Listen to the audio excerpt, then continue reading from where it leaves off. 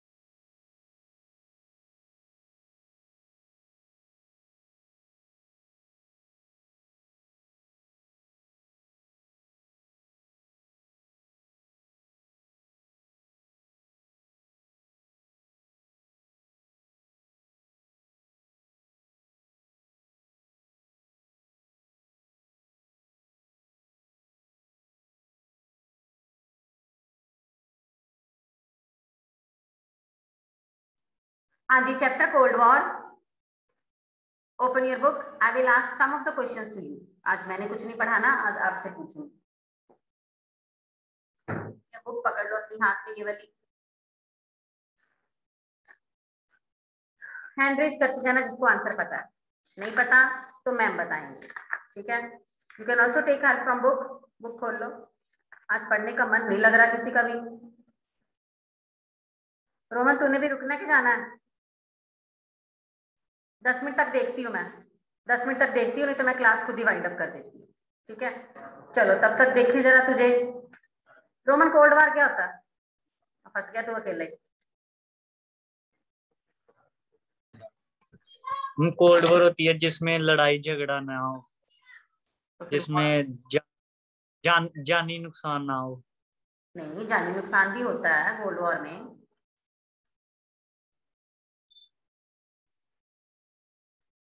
दूसरी वॉर क्या होती है? Hot war. ये तो कोल्ड वॉर है ना. हॉट वॉर क्या होती है?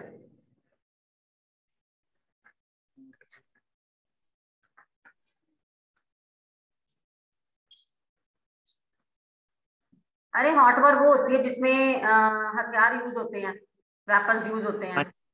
वो हॉट वॉर होती है जो बिटवीन टू कंट्रीज और between more than two countries. वो हॉट वॉर होती है. कोल्ड वॉर क्या होती है? That war fight between within the countries. वो कंट्री के बीच होती है. मतलब इंडिया के अंदर ही लड़ाई होगी, दिल्ली और पंजाब की. समझ आई रोमन? गुजरात और महाराष्ट्र की लड़ाई हो गई और खूब दंगे फसाद हुए, जानी नुकसान भी होता है, ठीक है. तो इसको हम सिविल वॉर कहते हैं. But when war with another country using weapons, this is called hot war, ठीक है. चलो रोमन, किन किन 2 कंट्रीज में वॉर हुई थी? मैम यूएसएसआर ते यूएस दे विच. यूएसए, ठीक है. अच्छा, फिर किसको लेकर वैसे मेन झगड़ा हुआ था इनका? किस इश्यू को लेकर, किस क्राइसिस को लेकर?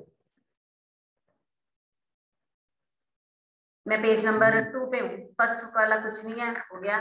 मैं पेज नंबर 2 पे आ गई हूँ. जहां लिखा ना राइट साइड पे क्यूबन मिसाइल क्राइसिस, वो पूछ रही हूँ मैं.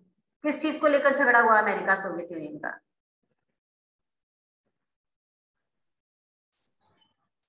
क्यूबा दिख रहा है ना, छोटा सा कंट्री. हाँ जी. हाँ, मैक्सिको, अमेरिका, फिर बीच में छोटा सा कंट्री क्यूबा दिख रहा है, आइलैंड छोटा सा. तो क्यूबा को लेकर ही तो झगड़ा हुआ था. हाँ, क्यूबा में क्या था? बड़ा सही जगह थी अमेरिका के लिए. और सोवियत यूनियन के लिए भी बड़ी सही जगह थी। तो सोवियत यूनियन क्यूबा चाहता था। उसने क्या किया, क्यूबा में अपने वॉरशिप्स लगा दिए रातों रात। ये खबर पता चल गई अमेरिका को। फिर क्या हुआ था, मैं भूल गई। चलिए पवन से पूछे, पवन फिर क्या हुआ था। मैं थोड़ी ना रिवाइज करूंगी चैप्टर, तो मैं आपको रिवाइज करवाऊंगी, पेपर आपका। पवन फिर क्या हुआ था जब सोवियत यूनियन ने अपनी। मैम हाँ मैम फिर अमेरिका को पता चल गया था, उन्होंने फिर यूएसएसआर को कहा था कि तुम यहाँ से मिसाइल हटवा लो, तो नहीं तो फिर बाद में बहुत बुरा होगा और हाँ नुकसान होगा ठीक है। दोनों का नुकसान होगा। अच्छा, तो फिर मान गया था सोवियत यूनियन। हाँ जी मैम, मान गया था। उसने अच्छा, अपना भी भला सोचा। हाँ अपना भी भला सोचा। तो इसमें कौन सी टर्म यूज करते हैं जब हम अपना भी भला सोचते हैं, दूसरों का भी। एक वर्ड होता है। डेट्रेंसलेशन, डेट्रेंस। डेट्रेंस, लॉजिक ऑफ डेट्रेंस। जब हमें लगता है कि यार यहाँ पर रोमन इतना स्ट्रांग है, तो मैं रोमन से लड़ूंगा तो मेरा ही नुकसान है। तो रोमन भी पहले ही देख लेगा, अरे यार पवन इतना स्ट्रांग बंदा है, मैं पवन से लड़ूंगा तो मेरा तो कोई फायदा होना नहीं है। तो यहाँ हम लॉजिक ऑफ डेट्रेंस इस्तेमाल करते हैं। तो लॉजिक ऑफ डेट्रेंस ही इस्तेमाल किया अमेरिका ने और सोवियत यूनियन ने, और दोनों में झगड़ा नहीं हुआ। अगर हो जाता फिर क्या होता मुस्कान, अगर हो जाता तो।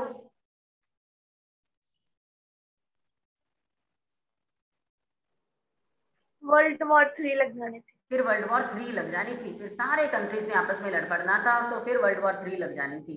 और वर्ल्ड वॉर 3 लग जाती तो मुस्कान फिर क्या होता। सेक्शन। हाँ डिस्ट्रक्शन होता। और हिस्ट्री पढ़ने वालों को एक चैप्टर और पढ़ना पड़ता वर्ल्ड वॉर 3 वाला, है ना। अभी तो 2 वर्ल्ड वॉर ही पढ़ते हैं। अच्छा अब आओ पेज नंबर, इधर कर लिया हमने पेज नंबर 2 पे। पेज नंबर 3 पे आओ। ये लिखा व्हाट इज कोल्ड वॉर।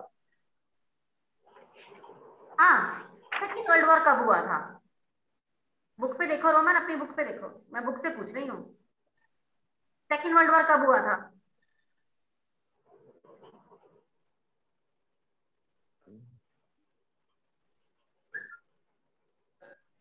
हाँ जी मुस्कान। Ma'am 1939 to 1945। यस, ये 4 साल चला था, 1939 टू 1945। अच्छा, क्यूबा का प्रेसिडेंट कौन था। क्यूबा का फाइडल कैस्ट्रो। हाँ जी, फिडेल कैस्ट्रो। सोवियत यूनियन का प्रेसिडेंट कौन था उस टाइम। निकिता क्रुश्चेव। और अमेरिका का। John F Kennedy. यस, ये तीनों प्रेसिडेंट थे, तीनों ही धुरंधर बंदे थे, स्ट्रॉन्ग बंदे थे। चलो अब मैं आपसे पूछती हूँ, यूएसएसआर ने एक अलायंस करा, है ना। उस अलायंस का नाम क्या था, पवन तू बता। यूएसएसआर ने जो अलायंस करा, मैंने यही पेपर में डाला जो मैं पूछ रही हूँ। What was the name of USSR alliance. USSR ने काफी सारे कंट्रीज को मिलाकर एक ग्रुप बनाया था। उस ग्रुप का नाम क्या था, और उसमें कौन कौन से कंट्रीज थे। जो उसका नाम था वही वाले उसमें कंट्रीज थे। Warsaw pact. हाँ वॉर्सो पैक्ट था, और इसमें कौन से कंट्री थे।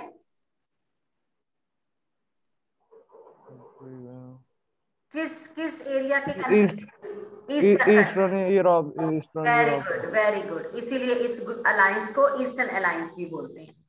ठीक है, ये कब हुआ था, वॉर्सो पैक्ट कब हुआ था। 1955। 1955 में हुआ था, ठीक है। अच्छा, वेस्टर्न में फिर कौन से थे पवन। वेस्टर्न में मैम यूएस के साथ थे जो यूएसए था, ठीक है, और इसमें 12 कंट्रीज और नेट शामिल हो गए थे। ठीक है, और इसके पैक्ट को क्या बोलते हैं, उसको तो तूने बताया वार्सा, इसको क्या बोलते हैं। नेटो। नाटो। नाटो की फुल फॉर्म क्या है। North Atlantic Treaty Organization. Wonderful wonderful, very good very good. चलो अब आप आओ सीधा मेरे पास पेज नंबर 5 पे। The emergence of 2 power blocks. लो जी, अब दुनिया डिवाइड हो गई, फर्स्ट वर्ल्ड, सेकेंड वर्ल्ड और थर्ड वर्ल्ड में।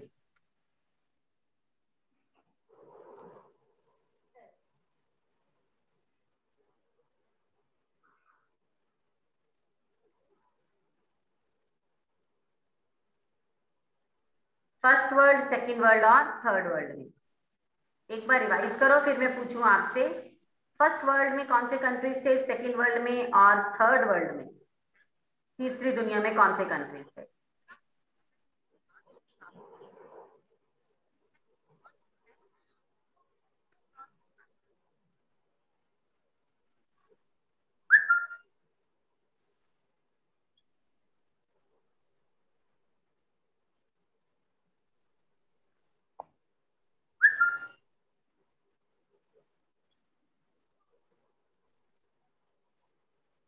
चलो, हाँ जी मुस्कान, फर्स्ट वर्ल्ड में कौन से कंट्रीज थे?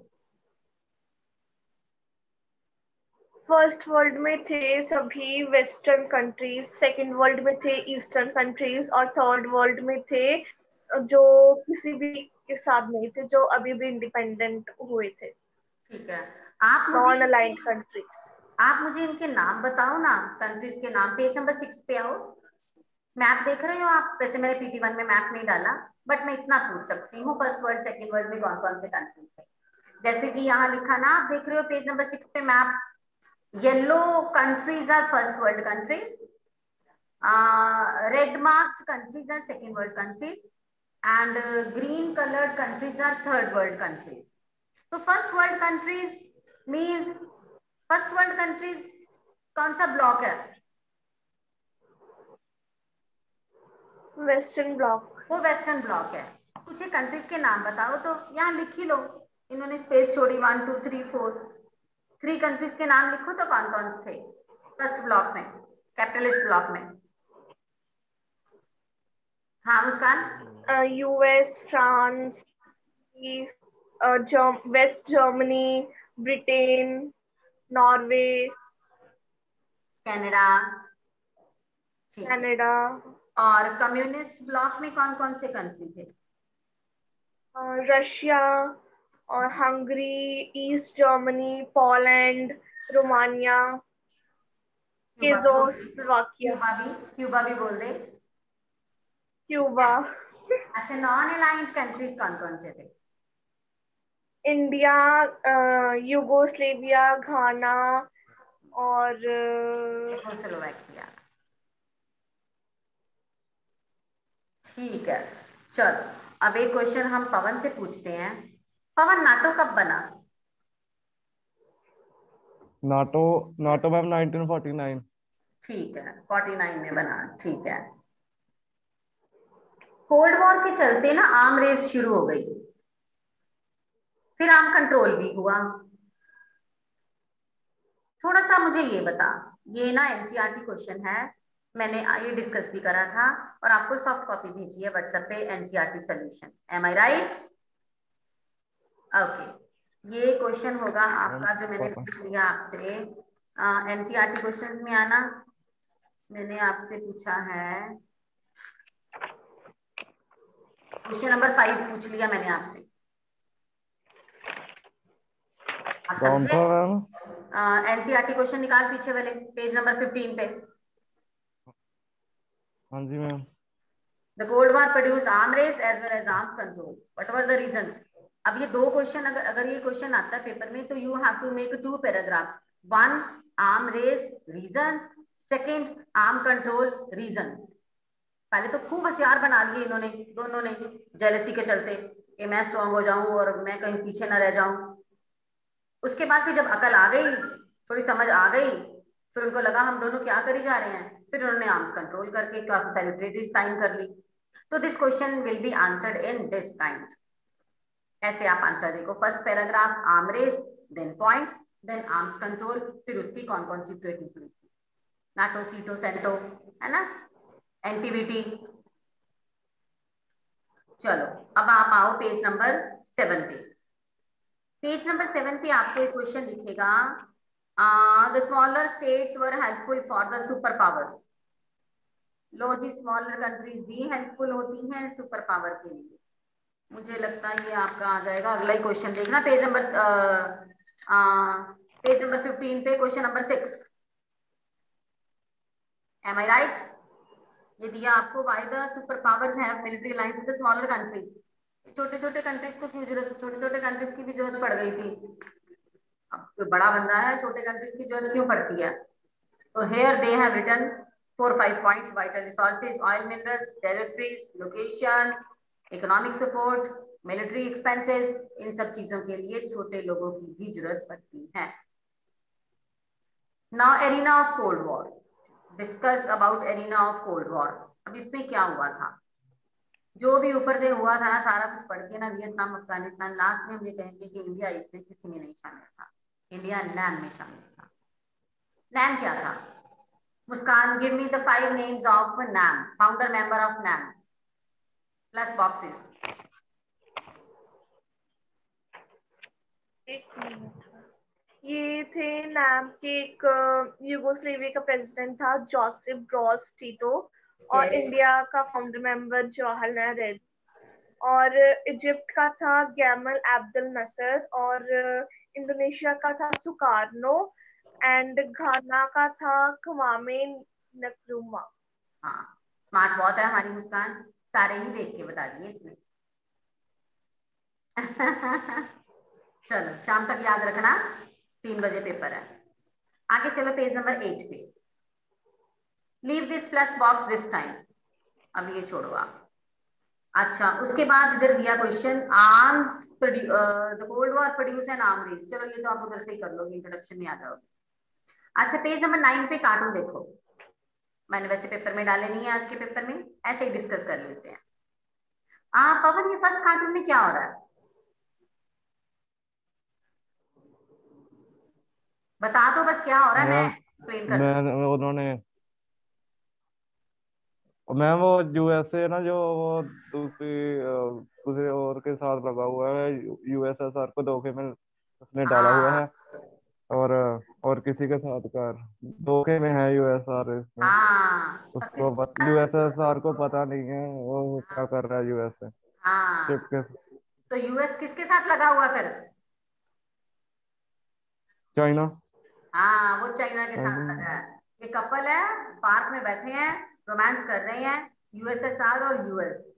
पर जो यूएस है ना, उसकी गर्लफ्रेंड है, यूएसएसआर का दोस्त है, वो धोखा दे रहा है यूएसएसआर को, और चाइना को अपना दोस्त बनाई जा रहा है, और यूएसएसआर को बिल्कुल खबर नहीं है। और वो बेचारे के साथ इतना बड़ा धोखा होता है कि एंड में यूएसएसआर फिनिश हो जाता है।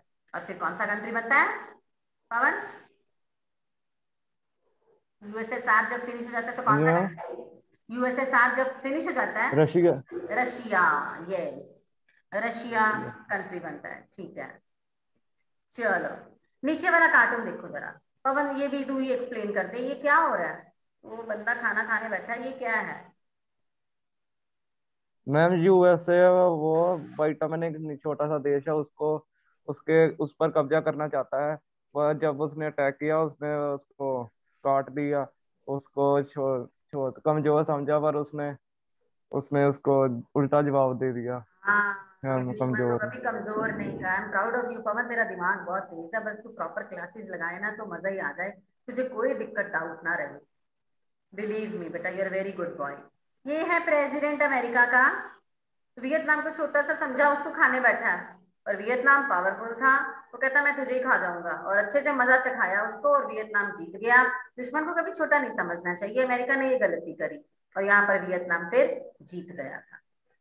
चलो, मेरे को अच्छा लग रहा है कि आपको चैप्टर क्लियर है। चलो जी, चैलेंजेस ऑफ बाइपोलैरिटी। ये बाइपोलैरिटी मुस्कान क्या होता है, थोड़ा सा मुझे बता दो। बाइपोलैरिटी मतलब bipolars means two polars means two super powers, एक यूएस और एक यूएसएसआर। फिर बाद में यूएसएस मतलब पूरी दुनिया 2 पार्ट्स में डिवाइड हो गई थी, एक वेस्टर्न ब्लॉक और एक ईस्टर्न ब्लॉक। फिर यूएसएसआर की बहुत ज्यादा बुरी हालत हो गई थी, इकोनॉमिक सपोर्ट बिल्कुल भी नहीं था, अकाउंटेबिलिटी नहीं थी, लोग परेशान हो गए थे, यूएसएसआर डिसइंटीग्रेट हो गया था, और फिर यूएस की डोमिनेंस हो गई थी, और बाइपोलर से यूनिपोलर हो गया था। बट इंडिया चाहता था कि मल्टीपोलर हो, तो यूनिपोलर हो गया, फिर यूएस डोमिनेट बन गया, और यूएस ही एक सुपर पावरफुल कंट्री बन गया पूरी ऑल ओवर द वर्ल्ड। ठीक है, और हम लोग किस में थे? हम नैम हम नैम में थे। ठीक है, अच्छा ये देखना जरा, राइट साइड पे लिखा, the first summit was attended by 25 member states over the years, the membership of NAM has expanded, the latest meeting 14 summit, आपकी बुक में न्यू दिया होगा, 2006 में हवाना में हुई थी। It included 116 member states and 15 observer countries. आपकी book में न्यू दिया होगा तो ये देख लेना। बाकी फर्स्ट नॉन अलाइंड समिट कहाँ हुआ था? लास्ट में लिखा, left side last, the first NAM summit. हाँ जी, बेलग्रेड 1961। हाँ जी, बेलग्रेड में हुआ था। ये जशन ने मुझसे पूछा था व्हाट्सएप पे जब वो रिवाइज कर रही थी। बेलग्रेड में हुआ था 1961। हाँ जी, पेज नंबर 11 पे आ जाओ। न्यू इंटरनेशनल इकोनॉमिक ऑर्डर, इसको नियो बोलते हैं। अच्छा, यहाँ पे लिखा एक एलडीसी। ये एलडीसी क्या होता है? Least developed countries. हाँ, जो बहुत ही कम डेवलप है। और नया इकोनॉमिक ऑर्डर आ गया था तो लीस्ट डेवलप्ड कंट्रीज की हेल्प करेंगे, जो बहुत ज्यादा पैसे वाले कंट्रीज हैं, जो डेवलप्ड कंट्रीज है लाइक अमेरिका।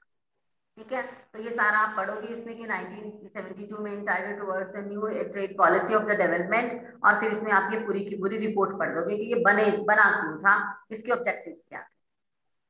ठीक है, नीचे वाला पैराग्राफ पढ़ लेना, 1 मार्क आंसर काफी निकलते हैं। Now India and cold war. अरे हम तो पहले ही वॉर से बड़ा डरते हैं, बड़ी वॉर्स कर ली हमने 47 से पहले, आज भी कर रहे हैं।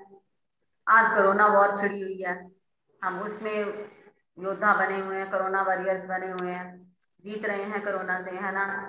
बट हमारी पॉलिसी कभी भी नेगेटिव नहीं थी। बहुत से लोग हमें ये कहते हैं कि इंडिया बहुत चालाक है।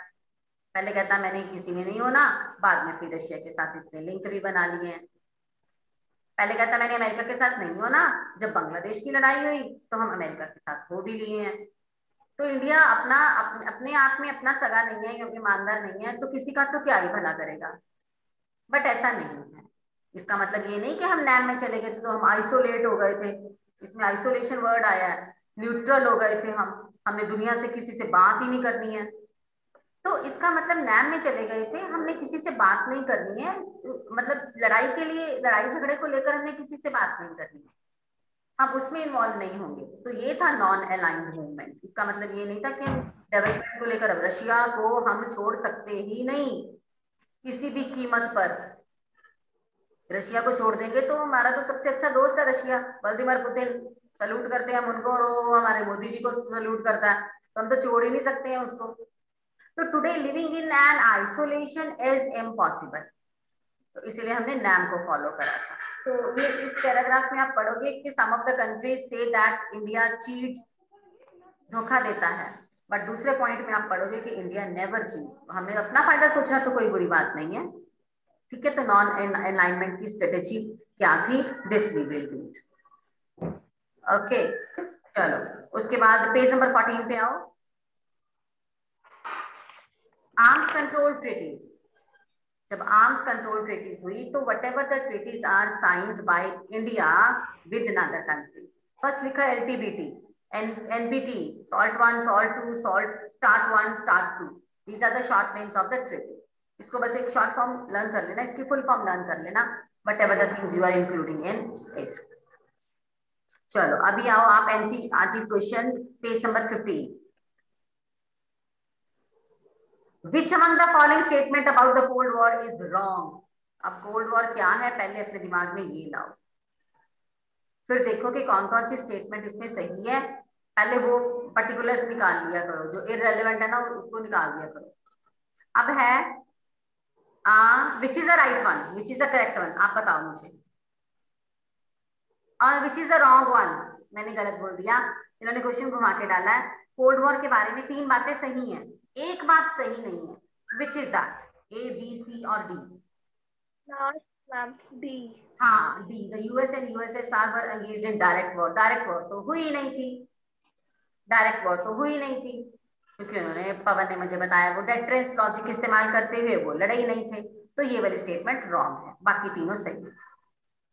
Now question number 2, who among the following statement does not reflect the objectives of NAM?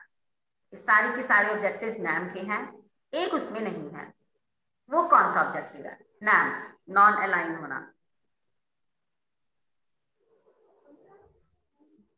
Ma'am C. C, following the policy of neutrality on global issue. हम पीछे जरूर हट गए हैं, पर पूरी दुनिया में कोई इश्यू हुआ है हम तब न्यूट्रल हो जाएं, ऐसे हम दगाबाज धोखेबाज नहीं है। ठीक है, आज पूरी दुनिया में वायरस फैला हुआ है, इंडिया के पास इंजेक्शन हैं, पर हमने रशिया से भी स्पुतनिक एक और इंजेक्शन मंगवा लिया, अब हमारे पास 3 इंजेक्शन हैं, लेकिन हम दूसरे कंट्रीज की भी हेल्प कर रहे हैं। नैम का मतलब ये नहीं होता कि हम आइसोलेट हो गए, क्वारंटाइन हो गए, तो हम किसी से बात नहीं करेंगे, बिल्कुल आइसोलेट हो गए, न्यूट्रल हो गए। इसका मतलब ये है कि हम दूसरों की हेल्प भी करेंगे। बांग्लादेश की हमने बहुत हेल्प की है इंडिपेंडेंस को लेकर, और आज भी जिन जिन को वायरस का इंजेक्शन भेज रहे हैं, मेडिसिन भेज रहे हैं, they are giving thanks in return form.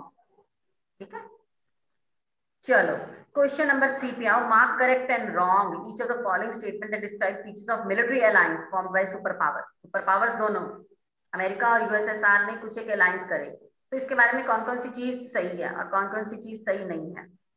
Members countries of alliance are to provide base in the respective lands of the superpowers. Is it true, Pawan? Yes, ma'am, it is हाँ true. Ji, it is true. वो It is true. हाँ, अच्छा, member of countries to support the superpower both in terms of ideology and military strategy, दोनों में help करेंगे। Yes, this is also true. Yes. हाँ जी। When a nation attack any other member, it is considered attack on the all the member. Yes.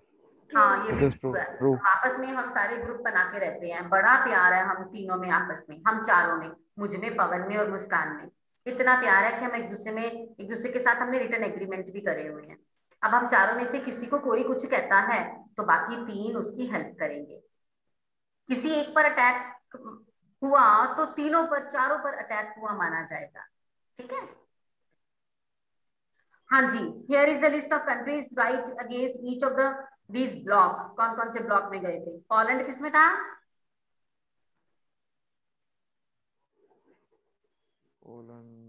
Russia में, USSR. हाँ, उसको कौन सा alliance बोलते हैं? Eastern alliance. लिख लो बेटा, यहीं पर बुक पे लिख लो, लिखना तो ईस्टर्न अलायंस। और फ्रांस, पवन फ्रांस किसमें गया था? Western alliance. Western alliance. हाँ, लिख लो यहीं पर बुक पे वेस्टर्न अलायंस, ब्रैकेट में नाटो भी लिख लो, और ऊपर वाले पे जहां ईस्टर्न लिखा वार्सा लिख लो अपनी नॉलेज के लिए। अच्छा, जापान किधर गया था?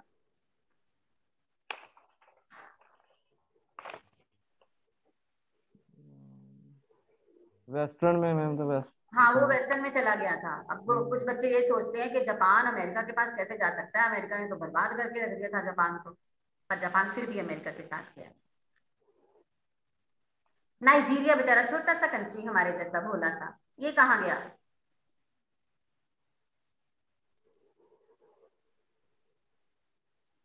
ये कहाँ गया? ईस्टर्न में, वेस्टर्न में कि नैम में?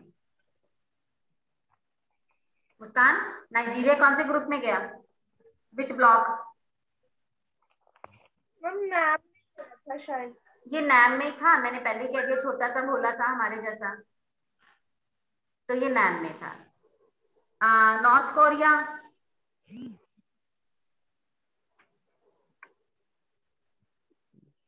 नॉर्थ कोरिया कौन से अलायंस में गया? वार्सा के, नाटो के, नैम? पवन बताएगा मुझे, नॉर्थ कोरिया कहाँ गया? मैम वॉर्सो में था। हाँ, ये वार्सा में था। Eastern alliance. Yes yes, eastern में था, वेस्ट वार्सा में था। Very good.